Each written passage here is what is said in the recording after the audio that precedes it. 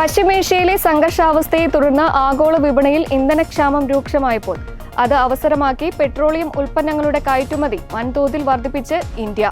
Singapore, Tanzania, ദക്ഷിണാഫ്രിക്കയിലുള്ള ഒരു ഡസനോളം രാജ്യങ്ങൾ ഇപ്പോൾ ഇന്ധന ആവശ്യങ്ങൾക്കായി ഇന്ത്യയാണ് പ്രധാനമായി ആശ്രയിക്കുന്നത്. ഹോങ്കോങ്ങും വിയറ്റ്നാമും ഒഴികെയുള്ള രാജ്യങ്ങൾ ഇന്ധനങ്ങൾക്കായാണ് ഇന്ത്യയെ പ്രധാനമായും സമീപിച്ചത്. രാജ്യത്തു നിന്നുള്ള അമിതമായ ഇന്ധന കയറ്റുമതി നിയന്ത്രിക്കുന്നതിനായി സർക്കാർ വിൻഫോൾ ടാക്സ് വലിയ തോതിൽ വർദ്ധിപ്പിച്ചിരുന്നുവെങ്കിലും കയറ്റുമതിയിൽ വൻ വർധനവാണ് രേഖപ്പെടുത്തിയത്. സിംഗപ്പൂർ ഇന്ത്യൻ ഉൽപ്പന്നങ്ങൾ കയറ്റുമതി ചെയ്യുന്ന മൂന്നാമത്തെ വലിയ രാജ്യമായി ഉയർന്നപ്പോൾ 2025 ആദ്യ പദത്തിൽ $324 കോടി സിംഗപ്പൂരിലേക്കുള്ള കയറ്റുമതി.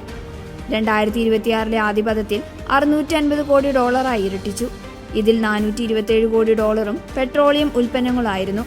ഈ കയറ്റുമതി കുതിപ്പിന്റെ കരുത്തിൽ ദക്ഷിണാഫ്രിക്കയും ടാൻസാനിയയും ഇന്ത്യയുടെ ആദ്യ 10 കയറ്റുമതി രാജ്യങ്ങളുടെ പട്ടികയിൽ ഇടം നേടി.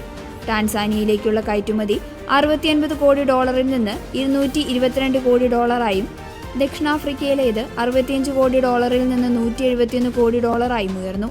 ശ്രീലങ്കയുടെ ഇറക്കുമതി $16 കോടി നിന്ന് $75 കോടി മലേഷ്യയുടേത് $40 കോടി നിന്ന് $86 കോടി വർദ്ധിച്ചു.